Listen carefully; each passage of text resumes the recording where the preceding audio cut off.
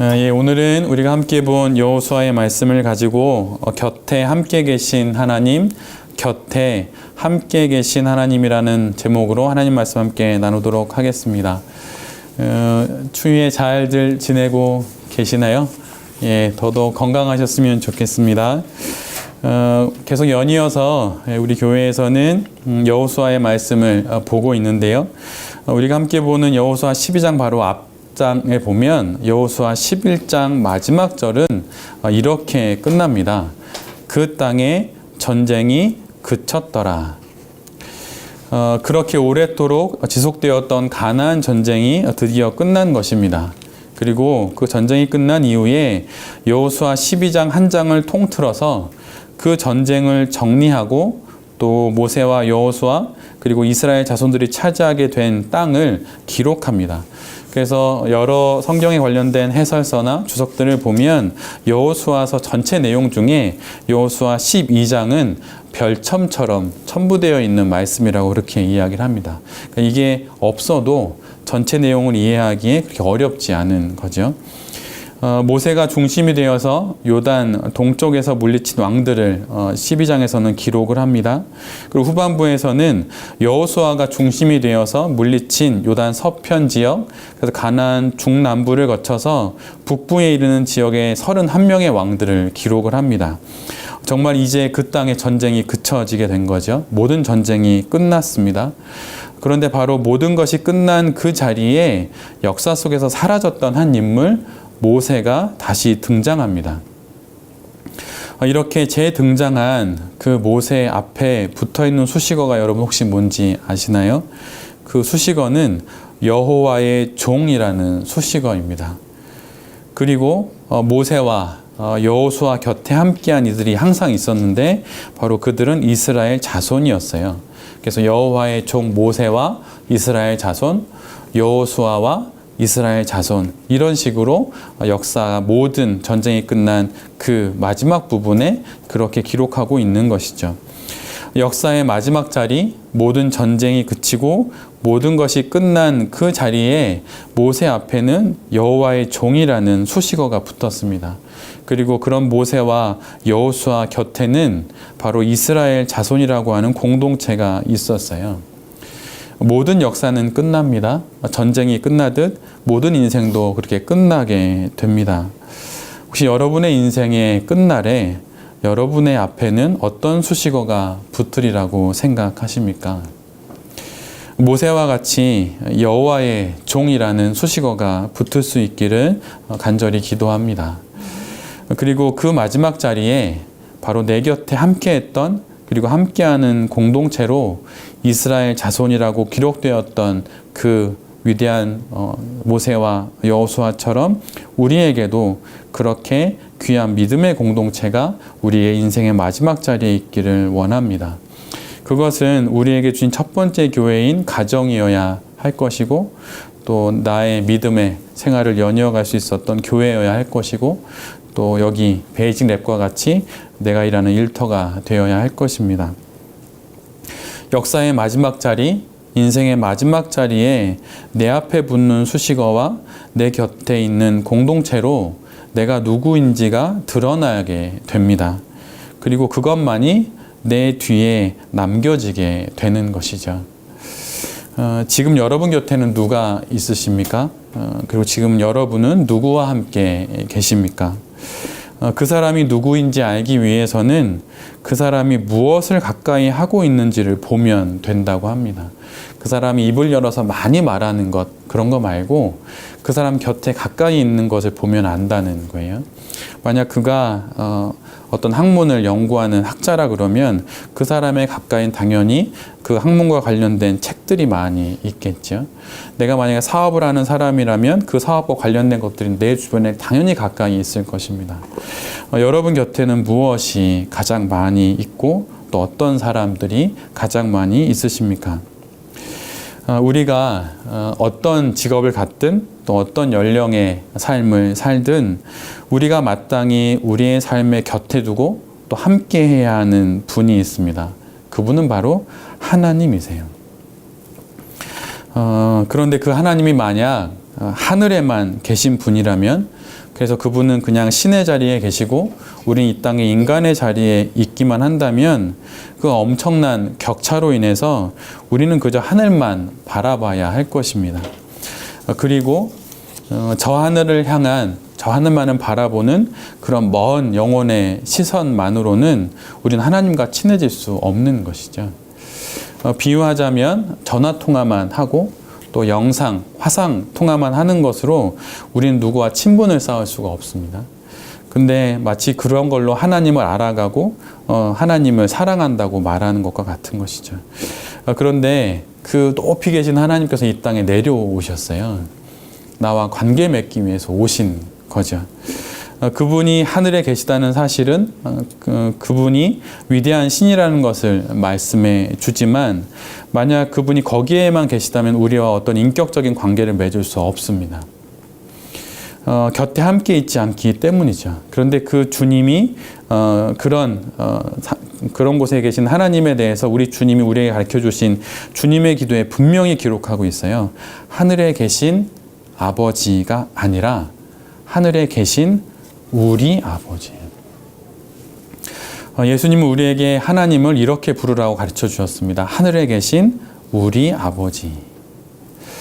하나님은 하늘에 계신 신이시며 동시에 우리 아버지세요. 내 아버지인 거죠. 바로 나의 아버지입니다. 모세가 여호와의 종이었듯이 여호와 하나님은 모세의 주인이시고 모세의 주님이셨어요. 여호와의 종 모세라고 하는 그 말은 뒤집어 말하면 그 모세가 바로 하나님을 주인으로 가지고 있다라고 하는 거예요. 이와 마찬가지로 하나님은 우리의 주님이시며 지금 우리 곁에 계십니다. 우리와 함께 계십니다. 여러분은 그런 걸 느끼시나요? 그 영혼으로, 마음으로 지금 내 곁에 하나님이 계시다는 걸 느끼시나요? 잘 안 느껴지실 수도 있습니다. 근데 그것에 대해서 너무 힘들어하거나 그러진 않으셔도 괜찮으세요. 근데 거기에서 머물러 계셔서는 안 됩니다. 왜냐하면 하나님께서 우리를 끊임없이 만나길 원하시기 때문이에요. 우리가 하나님을 아버지라고 부를 수 있는 이유, 그것이 무엇입니까? 내 아버지라고 부를 수 있는 이유는 무엇입니까? 그것은 바로 그분이 인격적인 하나님이시기 때문이에요. 인격적인 하나님이라고 하는 그 표현을 여러분 어떻게 이해하고 계신가요? 그것의 다른 표현은 사실은 제임스 패커가 쓴 하나님을 아는 지식이라고 하는 책에 보면 그거를 알 수 있는 문장이 나와요.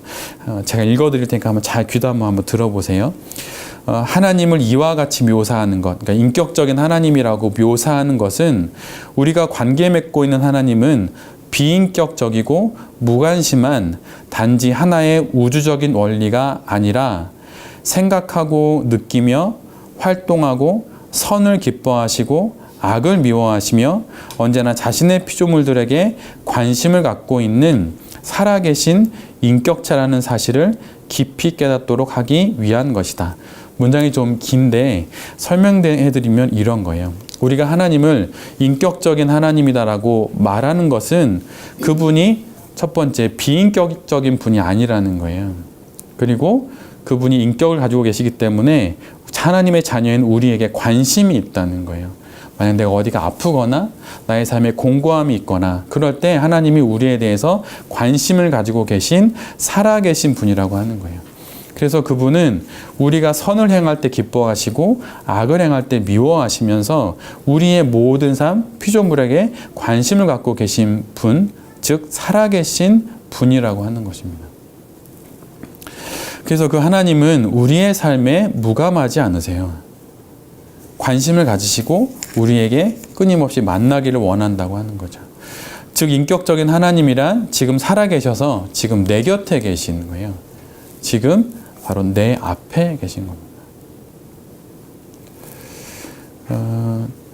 제임스 패커가 앞에서 말했던 그 표현에 등장하는 것, 생각하고 느끼고 활동하고 기뻐하고 미워하고 누군가에 관심을 갖는 것, 이거 누가 하는 것입니까? 이거 사실은 우리 모두가 하는 거죠. 내가 무엇인가 생각하고 느낍니다. 또 내가 활동하고 또 기뻐하고 때로는 누군가를 미워하고 상황들에서 때로는 고통을 느끼고 또 무엇에 관심을 갖게 되는 거죠. 이게 우리 모두가 하는 것입니다. 그리고 우리는 활동하고 희로애락을 느끼게 되죠. 그런데 바로 우리가 믿는 그 하나님도 인격체인 우리와 같이 이 모든 것들을 겪고 계신 인격적인 분, 살아계신 분이라고 하는 거예요.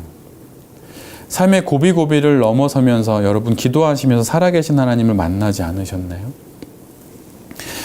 제가 여기서도 말씀드렸는지 모르겠는데 저희 아버님하고 어머님은 오래도록 야채 장사를 하셨습니다. 그래서 제가 아주 어렸을 때 밤 12시가 되면 저희 삼남매가 하는 일은 뭐였냐면 어머니 아버지의 그 앞치마에서 돈을 꺼내서 돈을 세는 거였어요. 왼쪽 발로는 1,000원짜리를 펴서 밟고 오른쪽으로 10,000원짜리 펴서 밟고 100원짜리, 500원짜리, 10원짜리 이렇게 쭉 세워놓는 거예요. 근데 제가 그때 초등학교 들어가기 전쯤이었는데 제가 그때 무엇을 느꼈냐면 그 어릴 때였는데 이런 생각을 했어요. 왜 아버지의 돈에서는 왜 배추 냄새가 나지? 이런 생각이 들었어요. 당연히 아버지 야채를 파시니까 배추 냄새가 나는 거죠. 저희 아버님이 이북에서 내려오셨는데 17살에 내려오셔서 지금 이제 80이 넘으셨는데요. 그 17살 때 맏아들로 이제 남한으로 넌 내려가라 이렇게 하실 때 유일하게 맏아들 너는 살아야 한다라고 말하면서 저희 할머니죠. 친할머님이 저희 아버님을 내려보내셨어요. 그런데 아버님이 17살에 내려오셔서 지금 80이 한참 넘으셨지만 아직까지 그 아버님이 기억하고 있는 어머니의 모습은 30대 중반의 여인의 모습이에요. 80 노인이 나의 어머니 이렇게 하면서 생각하는 그 여인이 30대 중반, 오히려 며느리보다도 더 젊은 여인의 모습을 기억합니다. 그 인생을 살아오시면서 어찌 우여곡절이 없었겠어요? 삶의 희노애락이 없었겠습니까? 그런데 그런 삶의 희노애락을 겪고 있는 모든 인생을 만나주시는 분이 바로 살아계신 하나님, 인격적인 하나님이라는 거예요. 저희 아버님은 아직도 이제는 고인이 되셨겠죠. 그 할머님이 얼굴을 그 이후로 못 뵀습니다. 그 마음에 한이 있겠죠. 근데 그 한을 갖고 하나님께 기도할 때 하나님 어찌 그 기도를 안 들어주시겠어요? 그런 분이 바로 인격적인 하나님이라고 하는 거예요. 여러분은 삶의 많은 사연과 사건들 속에서 그런 하나님을 만나고 계십니까? 그 하나님이 우리의 기쁨도, 우리의 슬픔도, 우리의 어려움도 다 알고 계시고 또 우리를 그렇게 만나 주세요. 하나님은 결코 어떤 지식이나 원리가 아닙니다. 어떤 철학적으로 접근할 수 있는 게 아니에요. 그래서 믿음이 배움이 배움이 전혀 없어도 예수님을 믿을 수 있습니다. 예전에 산골에서 부흥회가 있었습니다. 예전 부흥회 진짜 오래 하고 밤늦게까지 했잖아요. 근데 그 산골에서 부흥회가 끝났어요. 근데 그 산골에 계신 할머님이 그 부흥회 때 받은 은혜가 너무 큰 거예요. 근데 배움이 되게 짧으세요. 근데 이제 집에 돌아가는 길에 산을 하나씩 넘어서 집에 갑니다. 근데 그 밤에 하늘의 별들을 보면서 내가 오늘 받은 은혜가 너무 커서 하나님을 이렇게 멋지게 기도해드리고 싶은데 그 문장이나 단어들이 안 떠오르는 거예요. 근데 그때 갑자기 그 할머니의 눈에 뭐가 딱 들어왔냐면 그 동네에 최근에 세워진 전봇대가 눈에 딱 들어왔어요. 그 전봇대를 딱 보고 그 할머니 뭐라고 기도하셨는지 아세요? 정말 높고 위대하신 하나님을 찬양하고 싶어서 이렇게 기도하셨다는 거예요. 하나님, 나의 하나님, 저 전봇대보다 높으신 하나님. 그거보다 더 높게 하나님께 영광 돌린 기도가 있을까요? 근데 그 기도를 하나님께서 받으시는 거죠. 바로 우리의 모든 형편 가운데 우리가 올려드리는 기도를 이렇게 만나주시고 받아주시는 분이 바로 우리 하나님이에요. 그래서 배움이 없어도 괜찮습니다. 육신에 좀 연약함이 있어도 괜찮아요. 하나님은 우리를 그냥 만나주시는 거예요. 아비가 딸을 만나듯 아들을 만나듯 그렇게 만나주시는 겁니다. 그런데 물론 신학적인 지식이 있으면 하나님을 좀 더 많이 알 수 있는 건 사실이에요. 내 안에는 핸드폰 조작법 잘 몰라도 잘 사용하지만 좀 더 알면 유용하게 사용할 수 있죠. 그것처럼 하나님을 신학적으로 알면 좀 더 하나님에 대해서 좀 더 깊이 알 수 있어요. 부모랑 좀 더 이야기를 많이 나누면 부모님의 인생을 좀 더 많이 알면 부모님을 좀 더 이해할 수 있듯이 말입니다. 그래서 신이신 하나님을 이해하는 방법에 있어서 물론 배움이 부족해도 알 수 있지만 좀 더 알면 신앙적인 지식, 신학적인 지식이 많으면 좀 더 알아가게 되고요. 그리고 신비한 체험이 있으면 좀 더 알 수 있어요. 저에게도 신비한 체험이 있습니다. 2개 정도 있어요. 나중에 시간이 되면 나눠 드릴게요.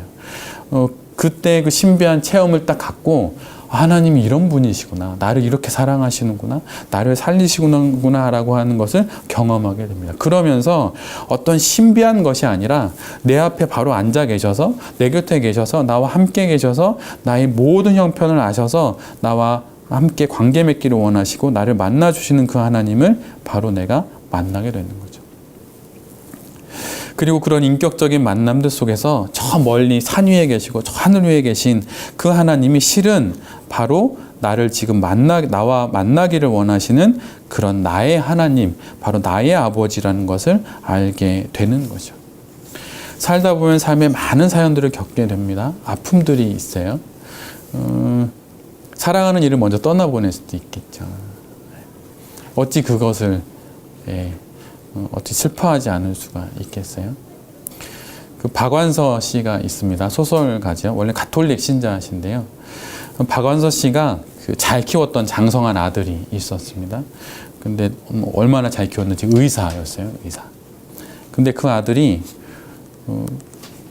그 뜻하지 않은 사고로 죽게 됩니다. 근데 그때 박완서 씨가 아들을 잃고 그 아주 생떼 같은 아들을 잃고 그 박완서 씨가 하나님께 어떻게 기도했을 것 같으세요? 이런 일은 없어야 한다고. 그러면서 도저히 살 수가 없어서 그 수녀원에 들어가셨어요.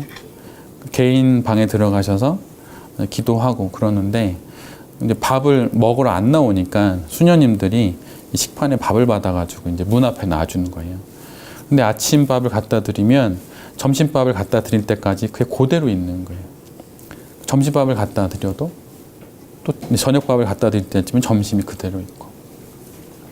그때 박완서 씨가 뭐라고 이야기를 했냐면 그 상명이라는 단어를 썼습니다. 상명이 뭐냐면 상실할 상자에다 밝을 명자예요. 그러니까 자식을 잃는다는 게 무엇이냐면 빛을 잃는 것과 같다는 거죠. 그러니까 눈이 먼다는 거예요. 근데 제가 이것을 아주 가까이서 체험한 적이 있는데 저랑 아주 가까이 계신 어느 분이 자식을 잃은 거는 아닌데 자식을 잃을 뻔한 지경까지 간 적이 있어요. 그런데 그 어머님이 점점 시력을 잃어가시더라고요. 그러니까 잘 안 보이신데요. 그래서 제가 상명이라는 단어가 맞는 말이다. 자식을 잃는 게 부모 어미에게 아비에게 있어서는 빛을 잃어버리는 것과 같구나라는 것들을 전 옆에서 보게 됐고 박완서 씨의 그 글도 보면서 이제 느끼게 됐습니다. 삶을 살다 보면 정말 상명의 같은 고통들이 있을 수 있겠죠. 그럼 여러분 그런 시기를 어떻게 지나시겠습니까? 그래도 살아야지 이러면서 그냥 사라질까요? 그렇지가 않아요. 그럼 무엇을 이겨낼 수 있겠습니까? 그것은 바로 지금 내가 믿고 있는 나의 하나님, 나의 아버지가 먼저 떠나보낸 내 자식의 아버지도 된다는 것을 믿는 믿음이에요. 그리고 그 나의 자녀들이 바로 하나님 곁에, 하늘아버지 곁에, 하늘아버지 품 안에 있다라고 하는 것을 믿는 그 믿음을 갖고 있을 때 우린 다시 천국에서 다시 만날 그 부활의 소망을 갖는 거죠. 여러분은 사도신경을 어떻게 이렇게 들이시나요? 저는 그 사도신경을 그 상례 집례할 때 할 때마다 저는 이 문구를 꼭 말씀드려요. 오늘도 말씀드렸는데 부활의 소망을 안고 사도신경을 다 함께 주님께 올려드리겠습니다. 우리를 부활케 하실 그분이 우리보다 먼저 부활하셨기에 나보다 먼저 부활하신 주님 품에 내가 먼저 떠나보낸 자녀들도 그 품에 계신 거죠. 그래서 지금 그들도 나의 아버지라고 하나님을 부르고 우리도 나의 아버지라고 하나님을 부르게 되는 거예요. 우리가 이렇게 부를 수 있는 이유는 무엇입니까? 바로 그분이 어떤 성경책 안에만 이렇게 텍스트로 평면적으로 계신 분이 아니라 살아계셔서 지금도 살아계셔서 나의 기도를 들으시고 나의 형편을 아시며 내 자녀의 기도를 들으시고 우리의 간구와 간청을 들으시면서 우리를 도와주시는 분이시기 때문이죠. 그러기에 그 인격적인 하나님을 만나고 그 하나님과 함께 우리가 이 땅에서의 삶을 아름답게 살아갈 수 있는 것입니다. 이어령 교수님이 이런 이야기를 하셨어요. 우리가 교회에서, 그분의 말씀 문장이 정확히 이겁니다. 우리는 교회에서까지 자꾸 정보를 구하지 생명을 구하지 않는다. 정보를 구하는 게 아니라 생명을 구하러 교회에 가는 사람은 나날이 드물어지고 있는 것, 그것이 오늘 우리의 고해이다. 이렇게 이야기했어요. 교회에서 무엇을 얻기를 원하십니까? 우리 돌베개 교회에서 여러분 무엇을 얻기를 원하십니까? 신학적인 지식들, 아니면 성경에 대한 지식들, 이런 것들은 이미 수없이 많이 나온 좋은 책들에 다 나와 있어요. 우리가 예배를 드리는 궁극적인 이유가 무엇입니까? 정보를 얻기 위함인가요? 아니에요. 생명을 얻기 위함입니다. 생의 마지막 끝자락에 여러분 성경적 지식을 막 말하면서 여러분 생의 눈을 감으실 것 같으세요? 그렇지 않아요.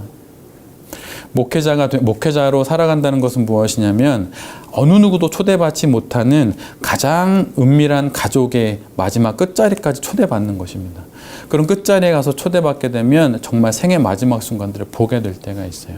그때 여러분 무엇을 말할 것 같으세요? 신학적인 지식을 막 나열하고 신비한 체험들을 이야기할 것 같습니까? 그렇지 않아요. 단 한마디예요. 주님, 저의 영혼을 주님께 의탁합니다. 이거 하나예요. 교회에서 무엇을 구해야 합니까? 생명을 구해야 하는 거예요. 그리고 그 생명이 바로 우리를 나의 자녀라고 불러주시는 그 하나님으로부터 우리에게 오게 되는 것이죠. 여러분은 지금도, 오늘도 인격적인 그 하나님, 살아계신 하나님을 여러분은 만나십니까? 어떻게 하면 그 살아계신 하나님을 만날 수 있을까요? 그것은 말씀을 가까이 하는 거예요. 그리고 기도를 가까이 하는 것입니다. 그 말씀을 가까이 할 때, 또 기도를 가까이 할 때 하나님의 음성을 마침내 듣게 되고 그 간구를 들으신 하나님을 만나게 되는 것이죠. 가끔 교회에서 이런 질문을 할 때가 있습니다. 당신은 언제 인격적인 하나님을 만났습니까? 언제 인격적으로 하나님을 만났습니까? 이런 질문을 받을 때가 있죠. 근데 이 질문은 살아계신 하나님을 처음 만난 날이 언제입니까? 이런 질문과 같은 거예요. 또한 이 질문은 교회에서는 이렇게 이해되기도 합니다. 구원은 받았는데 그 하나님이 지금 바로 여기 내 곁에 살아계신 하나님이라고 하는 것을 여러분 언제 느끼셨습니까? 이렇게 이해를 보통 하죠. 그런데 사실 우리가 구원을 먼저 받고 그다음에 그 이후에 하나님을 인격적인 분으로 깨닫는 것은 사실 불가능한 일들이에요. 왜냐하면 여러분 이 문장을 잘 기억하셨으면 좋겠습니다. 구원을 받았다는 것, 즉 예수님을 구주로 영접했다는 것은 하나님께서 인격적인 분이라는 것을 알고 믿는 것이기 때문이에요. 여러분 만약 비인격적인 분에게 여러분의 인생을 맡기실 수 있겠습니까? 그럴 수는 없어요. 어떻게 비인격적인 분에게 나의 인생을 맡길 수가 있겠어요? 그래서 내가 나의 인생을 주님께 맡긴다고 하는 것, 그걸 통해서 구원을 받는다고 하는 것은 그 이전에 하나님이 인격적인 분이라고 하는 것을 믿는 거예요. 아주 작게나마. 거미줄같이 희미한 신앙으로라도 그것을 바로 고백하는 것입니다. C.S. 루이스가 회심한 순간을 기록하고 있는 문장이 있는데 한번 이 문장을 잘 들어보세요. C.S. 루이스는 자신이 하나님을 하나의 관념으로만 취급하고 있었음을 깨달았다. 그런데 하나님은 자신에게 다가오는 살아있는 실존이었다. 회심하는 순간이 어떤 때라는 거예요? 바로 하나님이 살아계신 분이다라는 것을 내가 알게 될 때가 바로 회심하는 순간이었다고 하는 거죠. 지금 내 곁에 계시고 나와 함께 계시며 마침내 나의 생의 마지막 순간, 천국 문을 지나는 순간에도 나의 곁에 나와 함께 계실 분이 바로 하나님이십니다. 그러면 우리가 왜 하나님을 인격적으로 만나지 못하는 것일까요? 그것은 바로 하나님을 비인격적인 존재로 대하기 때문이에요. 살아계시지 않지. 그분은 나의 상황은 잘 모르시겠지. 이렇게 말하는 거죠. 그러나 그렇지가 않습니다. 그리고 하나님을 인격적으로 만나지 못하는 이유가 있는데 그것은 사실은 시간을 내지 않기 때문이에요. 여러분, 누군가 인격적인 교제를 가지려면 만나야 할 것입니다. 근데 만나려면 시간을 필요로 하죠. 그리고 시간을 함께하기 위해서는 또 공간도 내어드려야 해요. 그런데 그런 시간과 공간에 할애 없이 인격적인 관계를 하나님과 가지려고 하니 마치 이것은 꺼져버린 양초의 연기를 막 붙잡으려고 하거나 아니면 나의 볼을 스쳐 지나가는 바람을 잡으려고 하는 것과 똑같은 것이죠. 그래서 인격적인 하나님을 만나기 위해서는 시간과 공간을 구별해 두어야 합니다. 그리고 그분을 만나고 그분과 이야기하고 그분의 음성을 들어야 하는 거죠. 그리고 만약 우리가 삶의 많은 고통들을 감내할 수 있는 이유가 있다면 그것은 무엇일까요? 그것은 바로 정말로 하나님이 계시다고 하는 사실을 알기 때문이에요. 만약 하나님이 없다면 우리는 모든 고통 앞에서 무너지게 될 것입니다. 그러나 그 고통도 우리를 무너뜨리지 못하는 이유는 지금 바로 여기 이곳에 그 하나님, 저 하늘의 하나님이 인격적인 하나님으로 내 곁에 나와 함께 계시다는 이 사실로 인해서 우리는 고통도 이겨낼 수 있는 거예요. 그리고 우리가 인생을 기쁘게 살 수 있는 이유 역시 마찬가지입니다. 그것은 바로 내 곁에 하나님이 계시기 때문이죠. 그런데 그리스도인을 이끄는 가장 주도적인 성향은 사실은 기쁨의 성향이에요. 제가 저희 자녀들을 놓고 아주 어렸을 때부터 제 무릎에 앉혀서 했던 세 가지 단어가 있습니다. 그것은 무엇이었냐면 제 딸이 시울이고 아들이 민율인데 잘 한글도 못 읽고 아빠하고 겨우 의사소통이 될 그 무렵쯤 한 3살, 4살 때부터 아이들을 제 무릎에 앉혀놓고 항상 했던 이야기가 있어요. 아이의 가슴에 손을 얹고 담대하고 머리에 손을 얹고 지혜롭고 그걸 팔을 올리면서 밝게 이렇게 이야기를 했어요. 그래서 항상 아이들 놓고 시우라 아빠가 널 어떻게 살라고 했지? 그러면 담대하고 지혜롭고 밝게 이렇게 했습니다. 좀 시간이 지나니까 제가 담대하고 이러면 아이들이 알아서 지혜롭고 밝게 이렇게 이야기를 해요. 제가 이 세 가지 중에 가장 중요하게 여기는 건 사실은 밝게예요. 왜냐하면 그리스도인의 가장 주도적인 성향은 정서는 기쁨이기 때문입니다. C.S. 루이스가 그의 고통의 문제라고 하는 책에 이런 문장을 적어두었어요. 기쁨은 하나님의 속삭임이다. 우리는 마땅히 기뻐해야 합니다. 하나님 끊임없이 우리에게 그렇게 말씀하고 계시기 때문이에요. 근데 이 문장의 가장 끝에 있는 마지막 문장은 이거예요. 그러나 고통은 하나님의 외침이다. 여러분이 혹시 기쁨 가운데 계십니까? 하나님이 속삭여 주시는 거예요. 기뻐해라. 그 정도는 잘 넘어설 수 있다. 이렇게 얘기해 주시는 거죠. 근데 여러분 만약 고통 가운데 계십니까? 그럼 하나님이 그 고통 가운데 외치시는 거예요. 나 아직 살아있다. 이렇게 말씀하시는 거죠. 이사야 44장 21절에 다음과 같은 말씀이 있습니다. 야곱아, 이스라엘아, 이 일을 기억하라. 너는 내 종이니라. 내가 너를 지었으니 너는 내 종이니라.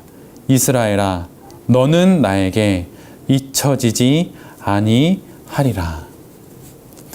이사야 49장 15절에서 16절에 이런 말씀이 있습니다. 여인이 어찌 그 젖먹는 자식을 잊겠으며 자기 태에서 난 아들을 긍휼히 여기지 않겠느냐. 그들은 혹시 잊을지라도 나는 너를 잊지 아니할 것이라. 내가 너를 내 손바닥에 새겼고 너의 성벽이 항상 내 앞에 있으리라. 여러분이 어떤 삶의 사연들을 만나든 사건들을 만나든 여러분은 결코 살아계신 하나님에게 잊혀지지 않는 존재입니다. 지금 여러분의 곁에, 우리 모두의 곁에 하나님은 계십니다. 그리고 우리와 함께 바로 우리 곁에서 살아계셔서 우리의 삶의 모든 것을 보시고 이끄십니다. 여기 계신 모든 성도님들과 또 이 말씀을 전하는 제 자신이 하늘에 계신 전능하시고 광대하신 신이신 하나님과 바로 지금 여기 내 곁에 나와 함께 계신 그 인격적인 하나님을 온전히 알고 만남으로 모세와 같이 여호수아와 같이 주님 곁에서 주님과 함께 한번 그러기에 마지막인 이 인생을 가장 아름답게, 가장 인간답게, 또 나답게 살아가는 귀한 하나님의 자녀가 될 수 있기를 기도드립니다. 아멘. 이 시간 주신 말씀을 놓고 함께 기도했으면 좋겠습니다. 여러분 혹시 지금 살아가시면서 혹시 어려운 일들을 만나고 계십니까? 아니면 어제와 크게 다를 것 없는 오늘을 살고 또 큰 기대와 또 큰 어려움 없이 혹시 그냥 오늘과 같은 내일을 살게 되지는 않으십니까? 이 시간 오늘도 내 곁에서 나와 함께 하시는 그 하나님을 바라보면서 내가 하나님께 의지하며 하나님을 만나며 살아갈 수 있는 그런 믿음의 사람이 될 수 있게 해달라고 이 시간 다 같이 주신 말씀을 붙잡고 기도하시도록 하겠습니다. 주님, 당신이 가르쳐준 기도의 첫 문장을 기억하며 살아가게 하여 주시옵소서. 하늘에 계신 우리 아버지, 어미하신 하나님과 위대하신 하나님에 대한 마땅한 경외심을 우리 모두가 갖기를 소원합니다. 그리고 지금 바로 여기 내 곁에 나와 함께 계셔서 오늘도 나의 삶을 고치시고 새롭게 하시고 아름답게 하시는 우리 아버지이신 당신을 기억할 수 있기를 소원합니다. 모세의 하나님, 여호수아의 하나님이 바로 나의 하나님이심을 알게 하시니 감사합니다. 신을 향한 이 마땅한 거룩해 하는 두려움과 나를 사랑하시는 아버지 하나님에 대한 한없는 사랑을 우리로 갖게 하시사 당신과 함께 아름답게 살아가게 하여 주시옵소서. 주님, 혹시 우리 가운데 슬픔과 고통, 아픔과 상처로 인해 어두운 인생길을 지나는 당신의 자녀들이 있다면 그들에게 찾아가시사 아버지 되시는 당신의 음성을 듣게 하여 주시옵소서. 이스라엘아, 너는 나에게 잊혀지지 아니하리라. 주님, 우리에게 주님을 더욱 알게 하심이 진실로 감사를 드립니다. 살아계신 그 하나님, 오늘도 내 곁에서 나와 함께 하시는 그 하나님과 함께 단 한 번뿐인 이 인생을 아름답게 살아가는 우리 모두가 될 수 있도록 주여 은혜 내려 주시옵소서. 이 모든 말씀 그리스도 예수의 이름으로 기도드립니다. 아멘.